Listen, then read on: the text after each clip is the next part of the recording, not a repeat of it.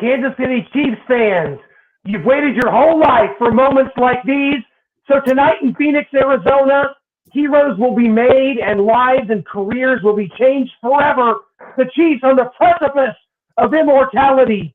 Welcome to Super Bowl 57. Welcome to Kingdom Kickoff. Guys, it's been a journey all season long, and it culminates Rich Baldinger, Shaggy Shane Williams, Noah Bruniger tonight in Phoenix, Arizona. Rich Baldinger, welcome. Hello. How's it going? Ready for the rumble in the desert, folks. About 5.5 hours to when the action hits. Bring whatever you want, the tarantula, a snake, whatever you want. But we got MVP and Patrick Mahomes. Congratulations, number 15. Hey, Joe Montana, try winning MVP without Jerry Rice. Terry Bradshaw, how about if you lost Lynn Swann? Let's see what you would have done.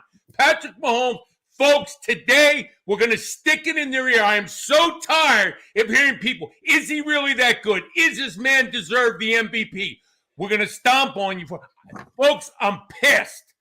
I am pissed that people would even challenge whether Patrick Mahomes is MVP. Yeah, let's roll.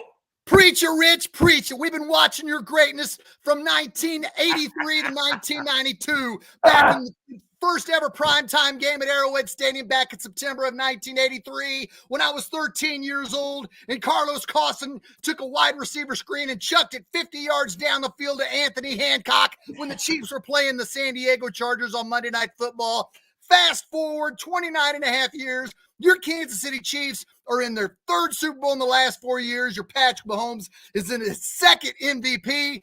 Baby, let's do it. We didn't come here just to kick it. We came here to party and take home the Lombardi. What you say, Noah? Absolutely, guys. I am loving this energy. And, man, there's a lot at stake here for legacy. This kind of screenshot that I'm going to show you is if the Chiefs win the game, what's at stake here? Patrick Mahomes will have a better start than what Tom Brady has done over his career, only 5 seasons starting. If the Chiefs win this game, he's already got the 100% years in the conference championship game at home. That graphic does not show at home, all of those, all 5 in a row. And this would be 60% of the years that he's in the league. He's in the Super Bowl, and then 40% years as champion. So there's a lot on this. If he goes 1-2, those numbers drop drastically. So he's got to go 2-1. This is for legacy. This is for everything. We know what happened in Super Bowl 55, the 31-9 devastation against Tom Brady. But, man, we are here. It is Jalen Hurts, and we have got to get this one done. I'm ready. We got to do it. Yes, the rookies are going to be the big test. Noah and Clint, you have both nailed it all week long, talking to Jalen Watson, talking to Joshua Williams, getting to know the background of Chief Secondary Coach Dave Merritt. You guys came strong, and it was great to hear those two rookies who don't know any better. This is just another game to them. They're going out there. The people are hyping it on Jalen Watson and Joshua Williams and Trent McDuffie, saying, hey, this is the Super Bowl, but it's just another game to them. To these rookies in the secondary, it's just another game. It's just another football game the second Sunday in February. What do you think, Rich? Well, I'm going to tell you what. I'm going to take a sidestep to my motion, and I am going to give one guy credit, and he is part of the enemy, and Jalen Hurts, for what he went through in college. Okay, he lost the championship in his freshman year, loses his starting job his sophomore year, out junior year, not even play. Senior year comes out, loses to Joe Burrows there in his senior year. And this guy's never quit. He's fought and he's fought and he's fought. And this is the reason why Philadelphia is back, because they got him playing at a level. So this, coach, from a big picture, is going to be a classic Super Bowl. This is one you're going to watch forever and ever, and think that maybe when the Chiefs win, don't have to worry. It's not going to change, but they will win in this one. But again, 2 quarterbacks coming from different directions that have come to the top of the National Football League, the best in their business. What else would you want to watch on Sunday afternoon? Absolutely. And Rich, we have a question here in the comments, and I'm going to kind of ask this 2 different ways. What rookie do you think it will have a big game? And then, Rich, what rookie do you think needs to have a big game? I think if we're going to look, let's just look. Oh, God.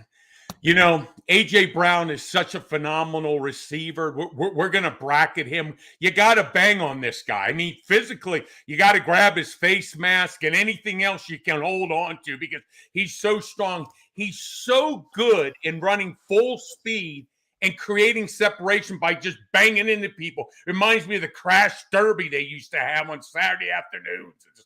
This guy, got to go after him. So how we match up, but this is going to be kind of interesting, though, to answer this question, because I'm going to throw you, this is my spin on this game.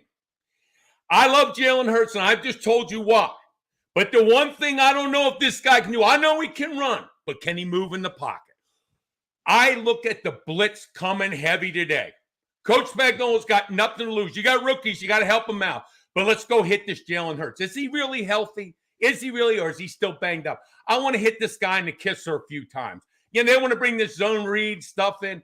Let's make him pay for it. Look for the blitz heavy. I'm seeing Snead coming from everywhere and anywhere. And believe me, when you only have a week and a half to get prepared for all these different blitzes, not a lot of time. I think we have success today.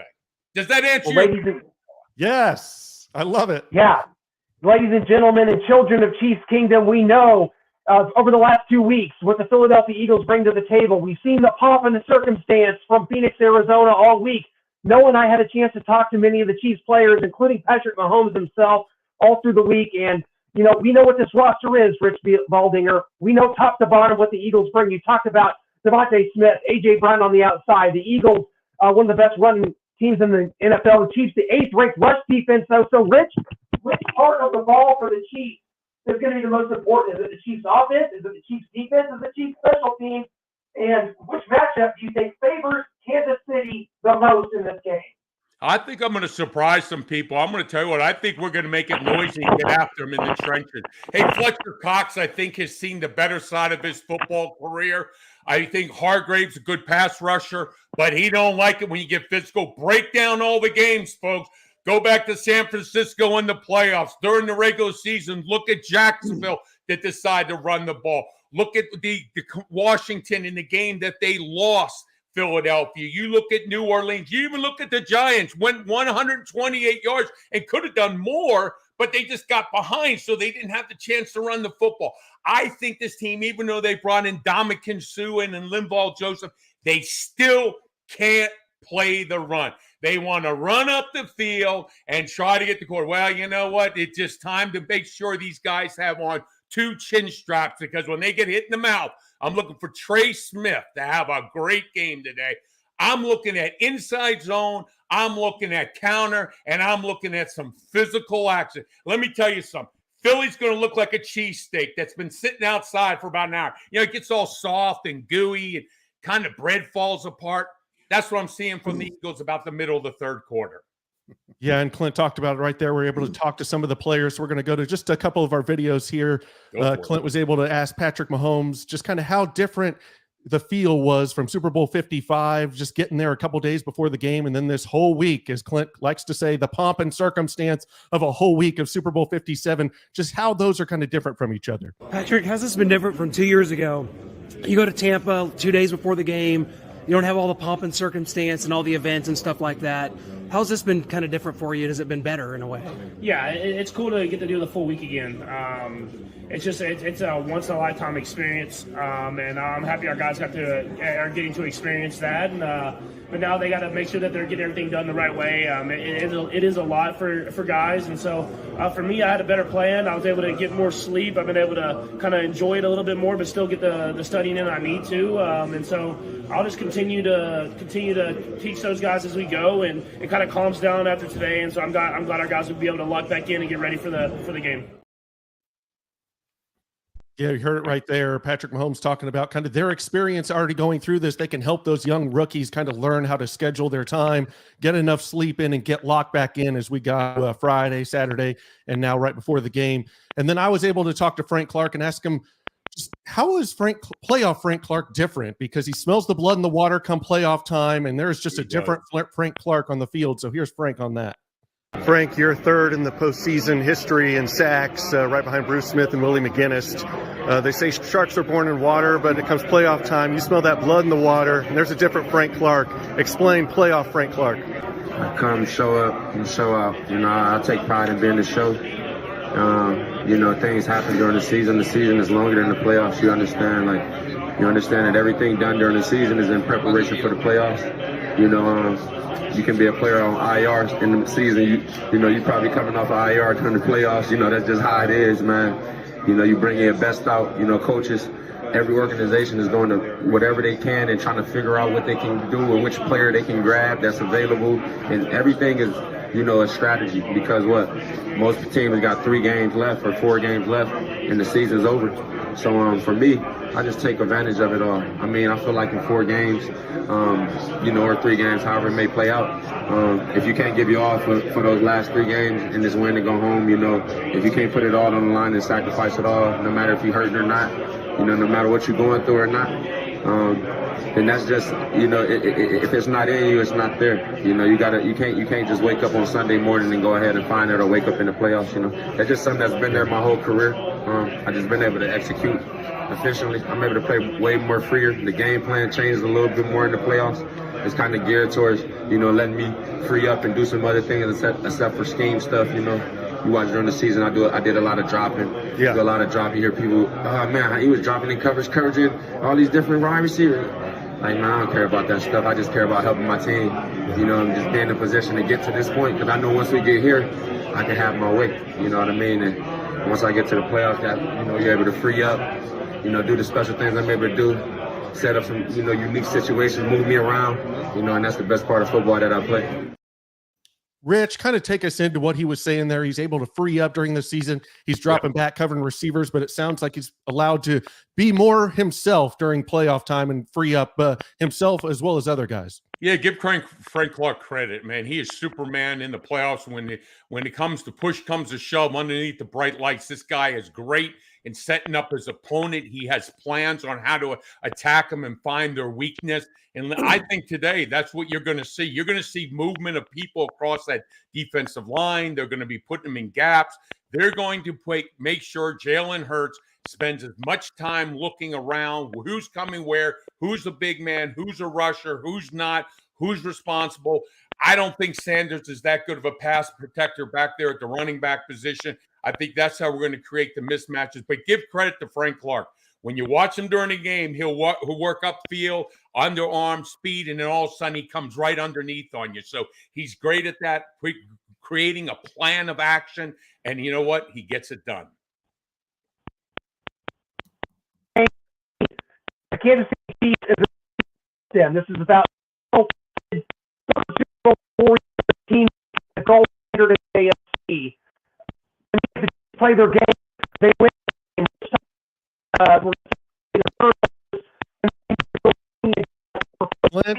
Clint, you're breaking up on us a little bit there, so I'm going to remove you from the stream. Maybe try to come back here with us in a second. But Rich, just going into this game, as a former offensive lineman facing this defensive line that has 70 sacks, they're number 1 in the league. The Chiefs are number 2 at 55, and they go through a lot of guys. Brandon Graham's getting up there in age. I think he's about 34 years old, so he kind of rotates in. He's not the normal starter. I think Andy had him and Fletcher Cox. Didn't he draft both of those guys his last year in Philadelphia, I think, or second to last year? Didn't Andy? Absolutely. Yeah, he had both of them. Yep. On that.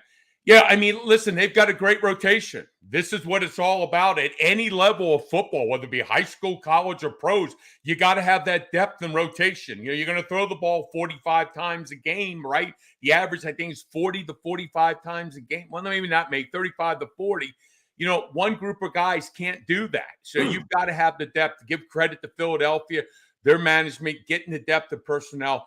But, this is a type of group you got to go run at them. You got to bang on them. If you think you're going to sit back and throw 40 times and not bring in any type of creativity with run game, screen game, or be a balanced offense, it'll be a long afternoon. But remember one thing, though.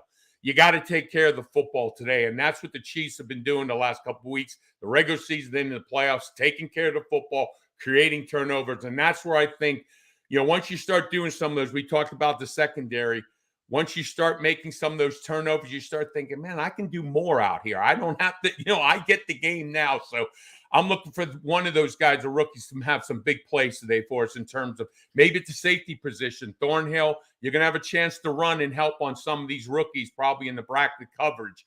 Let's see if we can't come away with some big plays. Hey, Rich, with the Super Bowl, you get 2 weeks to prepare. When you look at the Philadelphia Eagles defensive line, they do lead the NFL in sacks, so you have to respect that. Yep. How important is it for players like right tackle Andrew Wiley to have that second week to prepare for this entire defensive line to not only get your mind right and your body right, but how important is that second week, Rich? Oh, I think it's very important. First of all, you just kind of get a week to kind of decompress, kind of get some of your body back underneath. You feel a little better. Then you go out there and you're after studying film. Every rusher has some particular keys that they're going to give you, whether they're coming inside, spin, way they're looking, way they're leaning, what kind of hand they're leading with. You'll pick it up. And that's what you go out on this week in the Super Bowl week. You go out, and it's not so much about going full speed or anything. You're walking through. It's muscle memory. Okay, I see this. I've got to step here. This is my target on this type of rush. If this happens as a secondary move, this is what I have to do. So it's more about developing muscle memory, kind of do it step by step. Doesn't have to be full speed, but just do it, because when you go out there in a game, then it will automatically happen. That's why I think, most people don't understand this week of practice. It isn't about putting in a whole lot of different things. It's just making sure whatever play you call, are you supposed to be here? Is the receiver supposed to be here? Is a tight end here? You just make sure everybody's in the right position. You get all the pieces of the chessboard, but you do that also too with just micromanaging your techniques and knowing who you're going to play against and everything. And you're communicating that with your buddy too, who's ever next to you, Trey Smith. Hey, Trey, if I see this, we might be thinking TE more than ET. So those are the type of things you say. So when you get in the game, it just happens naturally. I hope that answered your question, Shaggy. Yeah, definitely. Thank you. Let's see if we got Clint back here. Clint? Yeah, hey guys, it's tough internet here inside State Farm Stadium. No, I'm not actually inside State Farm Stadium. Definitely wish we were still out in the desert here, but guys, just to be here in Kansas City, to be back and seeing all the excitement. I mean, Shane, for you, this is the third Super Bowl in 4 years. What are your feelings as compared to, say, 2019, when it was our first Super Bowl in 50 years? Here we are. This has become old hat in a way, but yet the feelings are every bit as palpable and powerful as they were 3 years ago for me, Shane. I mean, just how do you feel as a lifelong fan that's been there and done this longer than any of us?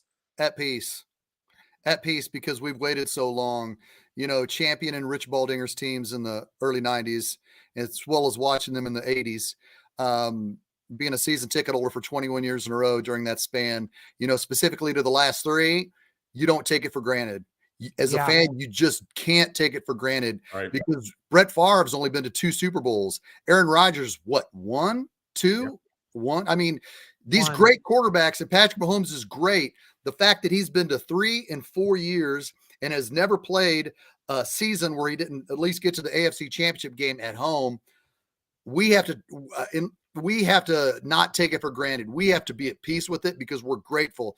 I thank God every day, and we all should, that we have a quarterback that has changed the landscape and the perception of what other people outside of Chiefs Kingdom think of this city, and it's that quarterback. We are in the third Super Bowl in the last 4 years, and in my opinion, to answer that question in totality, Clint, we're playing with house money, because our secondary, in my opinion, is set. This team is set for so many years to come, because they've addressed the secondary. And when tomorrow morning, when we wake up, the Chiefs are going to have a whole lot of salary cap space, and the defensive secondary set. Free agency begins 4 weeks, and we'll talk about that on Arrowhead Allies in 4 weeks. But specifically to 3 Super Bowls in 4 years, I don't take it for granted. I love it. I'm at peace with it, and I'm forever grateful. What do you think, Noah? I wish I could get there, Shane. I feel immense pressure here because if Patrick Mahomes goes 1-2, I listen to too many media pundits and they'll be saying just, oh, Mahomes, he's 1-2 in Super Bowls. What is he? He doesn't perform well in Super Bowls. He's got 2 touchdowns, 4 interceptions in the 2 Super Bowls he's played so far. I need a great game out of Patrick Mahomes. I want him to be the greatest of all time when all is said and done. I want that for him, for Chiefs Kingdom, to have that legacy, to kind of have those bragging rights. And so this means a lot to go 2-1 in Super Bowls, to perform well in a Super Bowl, because in the first 2, he has done enough to get the win against the Niners, but he had those interception in the 3rd quarter and then at the beginning of the 4th that Skip Bayless likes to point out. And then obviously we all know what happened in Super Bowl 55 with the bad offensive line. There was just really no hope there with they tried to play it straight up and didn't come with any quick screen, quick throws. They thought they could just block him anyway and figure it out, and Mahomes would be Magic Man. He almost was. He hit Tyreek Hill, he hit Darrell Williams, he hit Travis Kelce kind of in the face mask. 3 drops when those could have been touchdowns. But I need a great game, and I need a win for Mahomes' legacy and Chiefs Kingdom's legacy moving forward. And I think you can't forget about Andy Reid in this, folks. This is legacy. You know, and listen, if you've seen him all week long in his press conferences, tight-lipped, no emotion, this is everything to him. Whenever you interview, when Andy decides to retire, this is the Super Bowl that he's going to think about. If you don't think the way the Philly fans trashed him when he left, what they said about him and what he did for that organization, if you don't think that doesn't sit in his craw, I think also, too, the way they treated Doug Peterson in terms of firing him after winning a Super Bowl. All coaches want to make sure their coaching tree is treated with respect. So there's a lot to this. And if there's one guy that can design a play that covers every inch of that field, whether vertically or horizontally, we've given now 2 weeks to Andy Reid. Look out, folks. We might have to bring the military in to stop this one, because he's going to find a weakness and he's going to put one of our players in there to exploit it. That's why I think this is the biggest game in Andy Reid's career. He wants to come out with victory. Well said there, Rich. We have a comment here. We want to thank Mark Macri.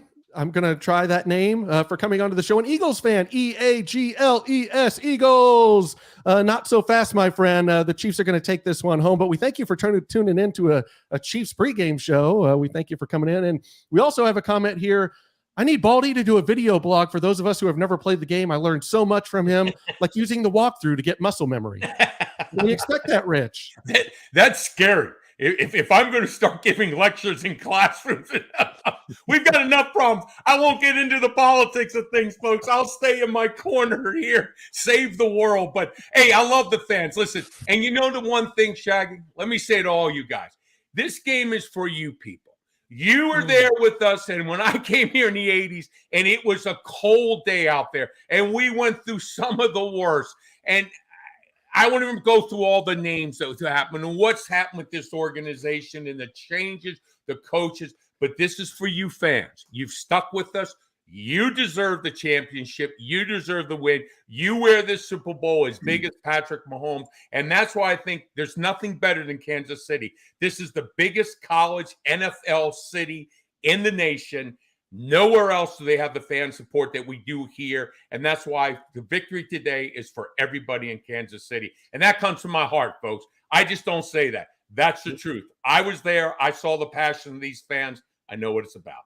Amen. I love that, Rich. Very well said. Yeah. Shane? Yeah, amen, Rich. I appreciate that. And we were with you.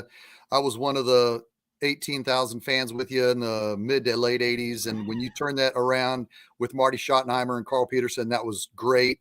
Yep. And when you guys did what you did during that changeover will never, ever be forgotten. And I appreciate that, Rich. To go back to what you said about Andy Reid, if you compare the coaching staffs, let's just compare the coaching staffs going into this game. You have Andy Reid versus Nick Sirianni. Nothing against Nick Sirianni. He's got a good young team. He's off to a phenomenal start as a head coach, but I'm going to go with Andy Reid. Offensive coordinator Eric Bieniemy, Matt Nagy, as well as secondary coach Dave Merritt, who turned these rookies loose, and defensive coordinator Steve Spagnuolo.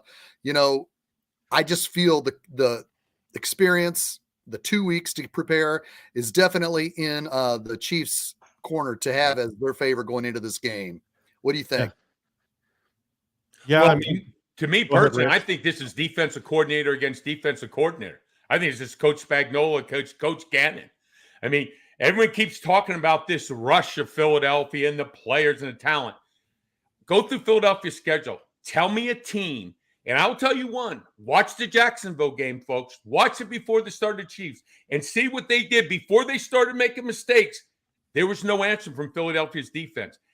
I promise you, they have not seen anything what Kansas City can do in terms of personnel groupings, mismatches, how we align people, the movements, the personnel groupings. It's going to be a nightmare for Philadelphia. And believe me, I don't think Coach Gannon has slept since that NFC Championship game because they're probably still trying to count all the different formations they're going to see here on Sunday afternoon. Absolutely. And I mean, we've got to get to Clint. You did a Chiefs hype video. Before we get to Rich's keys, before we get to our predictions, let's go to the showcase of the Immortals. Clint, take it away. Time, no beginning, no end. An infinite procession that humbles our mortality. But there are moments in life that transcend our fate. Memories crafted by gods among men that defy time to forget them. These are the moments that echo through the ages. Always heard, never to grow old. Born of will, they are testament to the strong, the mighty, the eminent. Deities who defy their own mortality to forge an indelible imprint in the annals of time. Like the mythic gods of ancient Greece, they may thrill us, inspire us, at times make us angry, but they will never let us forget them. Tonight is their night, their battle, their moment of ultimate sacrifice. For this is their theater, their altar, their chance for divinity, the showcase of the Immortals. Goosebumps. Man, that was beautiful. That was Academy beautiful. Award winner, buddy. That was beautiful. All the credit to all the credit to Classy Freddie Blassie for providing that voiceover. I thought about playing his big hit from the 70s, Pencil Neck Geek, but I thought that may be more appropriate for a night like tonight, guys. And these moments, these events, growing up, watching greats like Joe Montana lead his team down to throw a touchdown to John Taylor, watching the Dallas Cowboys and the dynasty they had, and yearning for that my whole life because football has always meant more to me than pretty much anything in life. No wives, no kids. Football has always been there, and the Chiefs have always been there. And tonight, guys, this is a chance for divinity for this group of people. And I love the confidence of this football team. I love what we're seeing. And are we going to really sit here and for the third straight year have a random one-off NFC team take the Lombardi Trophy home when the AFC is by far the better league? And we've sitting here talking about battling the Bills, battling the Bengals. The Chiefs have been there. They're the gold standard. And to sit there and watch the Bucs, the Rams in a forgettable game last year, and to see the Eagles do it again this year, I can't fathom the AFC not emerging supreme here tonight, guys. So much on the line, and I'm just so glad to be a part of it. Dynasty. Can we call it the dynasty here? It is the dynasty. Here in the great Midwest, it's a dynasty on top of the world right now. And, you know, we've always talked about Joe Montana, Tom Brady. Can we please just talk about Patrick Mahomes now and what this team and what Andy Reid and what this organization has done for this town and the fans and everything about it? You know, there's nobody better here. You put it all together, and that's why this is the best dynasty ever in the history of the NFL. Amen. I'm just thrilled to be here. You know, I love the dynasty talk. You know, as a fan, I'm just grateful to be here. But if we become a dynasty, that's great too. I'm sorry. I'm just loving a Super Bowl win. I love Patrick Mahomes taking us to the Super Bowl and being the MVP. I'm just grateful. I'm sorry, I'm at a loss for words there. That video got me touched up, emotional. Sorry, Clint. Shane, that means a lot to me that had such an effect because it I always liken these type of events to things that are larger than life. Football, these players that we grew up watching, like you, Rich, it is larger than life for so many people. We look to you guys as superheroes, the same way I looked at like a Hulk Hogan or the Ultimate Warrior or the Macho Man Randy Savage or G.I. Joe. You guys are that for so many people, Rich, and the joy that you bring to people, the anger, the venom, the overall emotions, it is real. And I hope you know, Rich, that you had that effect on many people, and it will continue to be that for years and on into the stratosphere until they don't let us play this game anymore, which hopefully is never. Clint, these players have always been heroes to me. As a kid, I sold hot dogs at the Minnesota Vikings games. After the game, I used to push beer into the locker room for the Vikings. And I remember meeting Ed White and meeting those guys, Carl Eller, Alan Page, and just to sit there and look at these guys, they would stare at me and say, "Are you all right, son?" And I would just be totally without words because they were heroes to me. What they did on the field, how they played, the weather, the elements, the physical ability. We would all go out after the games and try to do everything you saw these players do on the field. So they've always held a special place in my heart and in my mind. And that's why I try to tell players today, you have no idea the impact that you have on kids, teenagers, adults, and senior citizens. And that's what I love about this game. You know, Rich, really, I'm going to ask you a geek question. Were you at the final game at the Metropolitan when the Chiefs won 10-7 and the fans all ran on the field and tore the goalpost down and carried it up? No, I was not. I apologize on that one. I wasn't. I still remember the game that the Dallas Cowboys came in and Drew Pearson caught that touchdown pass. Hail Mary. That was the last one I remember. But, you know, I've seen some great areas. You learn about this sport. You learn about it. Your parents, you watch games with your father. My father played football in college at the United States Naval Academy. And, you know, you learn about it and then you become older and then you go to college and then you meet some player. I still remember as a rookie playing against the Pittsburgh Steelers. It's the end of the game, the third preseason game. The game's over with. I'm walking off the field and I go up to Jack Lambert and ask him if I can have an autograph. Jack Lambert, like he was 100 years old. But that's the impact you have. I mean, you see these players, you see them, they're larger than life. And you just want to just communicate with them because, like you said, they're mentors in your life.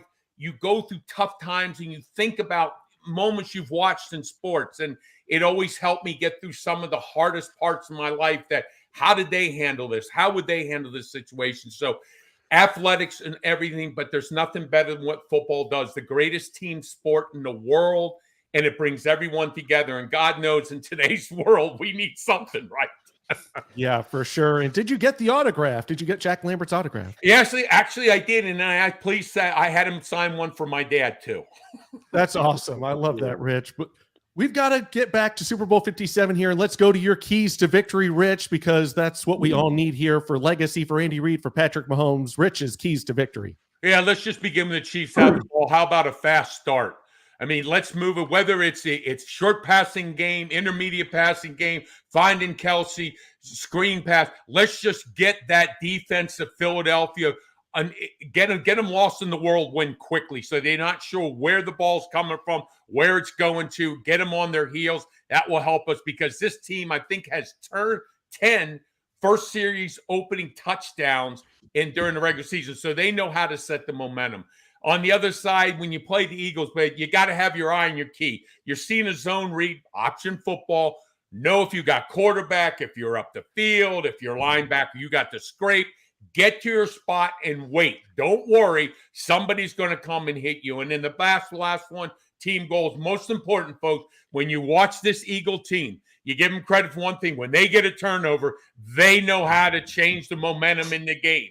Believe me, the San Francisco game, up almost a halftime, was a close game. One turnover changed the whole thing in that second quarter after they lost their starting quarterback. So the Chiefs have done better. We know it's important. You don't want to give an offense like Philadelphia an extra drive. That could be the possible. That's how you will lose this football game. You know, my prediction when I look at the way that the game is played, you know, I've made it known on my podcast this week, as well as with Arrowhead Allies, my brothers there from Starcade, who, you know, I want to take this time for to do my prediction to thank Noah and Clint for keeping us updated on Radio Row. They went above and beyond in getting these players interviews with Patrick Mahomes, to Jalen Watson, to Frank Clark, and many others, as well as Rich Gannon and the former players. And I Dean want to thank Blandino. Yeah, Dean Blandino. The referee question was an important question that I think the world needed to hear. And major thanks to both you guys for going above and beyond. And I wanted to thank you guys for that before I gave you my prediction. Thank you. You're welcome, Shane. Thanks for saying that. That Before means you the go world any to us, further, Go ahead. Say a prayer to the football gods. The thing that scares me today, folks, is this. Zone read. When is that quarterback a running back, and when is he a quarterback? Does he give himself up but still throw the ball, and Chris Jones nails him? And if one of these SOBs in a striped jerseys throws that flag today, that's what scares me. So if you got a chance, talk to the football gods, so please don't let this become part of the game. That's why we did this show at 11:30 a.m. So when we end the show, Rich could give that little speech there, and people have plenty of time to get their prayers in before the game. So. Okay. And here's my prediction of the game and how it will flow, because it always seems to flow like this with the Kansas City Chiefs in my eyes. The Chiefs will win the toss and defer like they always do. The Eagles will drive 7 plays, 75 yards for a touchdown. The Chiefs will go down the field and kick a field goal. The Philadelphia Eagles will do it again. 7 plays, 75 yards for a touchdown. The Chiefs will then have a long sustained drive and score a touchdown to make it 14-10 near the end of the second quarter. And then it will be game on. Spagnuolo will have 14 plays to see what the Eagles' tendencies are, to see what he's working with, be able to make the substitution and the changes on certain schemes when necessary. And the Chiefs will pull away in the second half and win 34-24. That's my prediction, and I'm sticking to it. What say you, Rich? Well, I'm looking at this game, and I'm going to go with prediction of 28-17.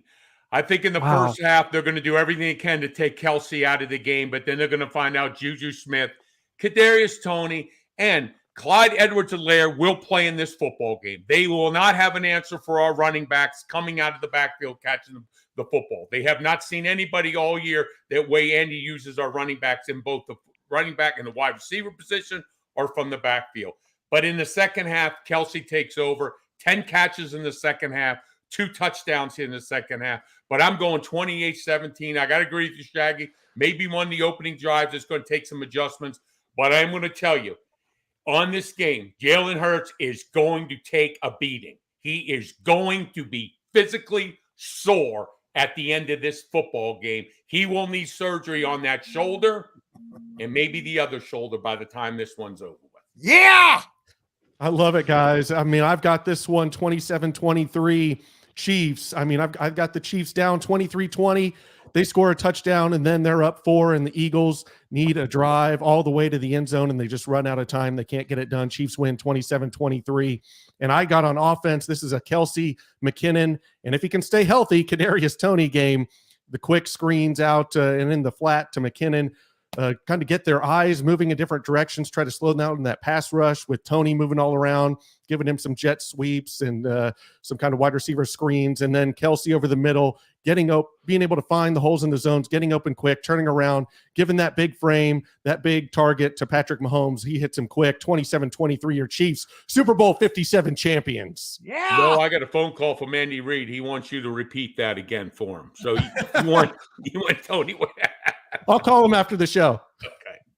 Rich, I got to promise you this much. I've been on the phone with the football gods for the last 39 years of my life now. So don't you worry about that. I've got a direct line to the man upstairs. And tonight I see it happening. I foresee what is going to be this glorious situation, which is going to be a lower scoring game. If you have time to get over to the state of Kansas and get on your DraftKings app, bet the under, because it's going to be Chiefs 24-21 winning this game. And because I'm going to tell you what, guys, the Chiefs, by the numbers, are the most battle-tested team since 1947. The first team since then to start 8 games against teams with a winning record. The Chiefs have played the Bengals. They played the Buffalo Bills. They played the San Francisco 49ers, who we were told is the best roster in the league. There's nothing you could do. The best defense, scored 44 points in that game. Andy Reid and this Chiefs team, you talk about these rookies, guys, Shane, Rich, Noah, these guys are not rookies anymore. They played 19 games now. They're ready to do this thing. They're going to bring this thing home, and it's going to be 24-21. And I'm ready to have the confetti fall over my head. And Rich, you're a rock and roll guy. Shane, you're a rock and roll guy like me. What song plays over the loudspeakers as confetti falls? It's not going to be We Are the Champions. I'm going to switch it up. It's going to be Top of the World by Van Halen, because we're going to be standing on top of the world as we plant our flag on the summit once again tonight in Phoenix, Arizona. Sorry, Eagles fans. This isn't Daniel Jones. This isn't Josh Johnson, the fourth string quarterback for the Niners. This is Patrick Mahomes. This is a whole different animal. You haven't faced a Patrick Mahomes. The toughest quarterbacks you faced is a downtrodden, lost Aaron Rodgers without Devontae Adams and Dak Prescott. We all know that he underperforms and missed like 4 or 5 games and still led the league in interceptions. You have not faced a Patrick Mahomes, and you will not know how to handle this. Let me flip to the other side. There was an interview this week, Chris Jones, after he had heard that Patrick Mahomes won the MVP, and he said, we don't really get a lot of the credit. People don't know about us because this is an offensive team and we have the greatest quarterback. Well, let me tell you something, folks. You're going to hear Chris Jones today. You will hear him. He will show up. This is his biggest game because remember, he shows up today, 16.5 sacks on the year. He has a big game. We're looking at 50 to 70 million guaranteed bonus, whether the Chiefs or somebody else. That man will come to play today. Look out. Put your children away because it's going to get ugly. The big man comes hauling. Body parts going everywhere. That's where I want to see the matchup inside. Okay? That's where I want to see. Kelsey in the middle, you ain't seen nothing yet, buddy. Wait till this man bull rushes you in. He's going to make you 6 inches shorter. That's the action. Look in the trenches, folks. Don't look at them wide receivers. Look in the trenches. That's where the game's going to be won. Yeah! Well, Chiefs Kingdom, as we send you off enjoy the rest of your day's festivities leading into Super Bowl 57. The fewer words spoken, the better, because we've done as much of it as we could here on Kingdom Kickoff to get you ready for this. But you don't need even us. You are ready for this. You're ready for these moments because you've been there all through the years, and we can't thank you enough. I can't thank you guys enough for being on this journey. Last year, the journey ended in Cincinnati with the Cincinnati loss, and today it culminates in Super Bowl 57. So, guys, I'm just grateful to be a part of it. Like Shane said, thank you guys so much, and enjoy Super Bowl 57. Chiefs, baby! Absolutely, go Chiefs!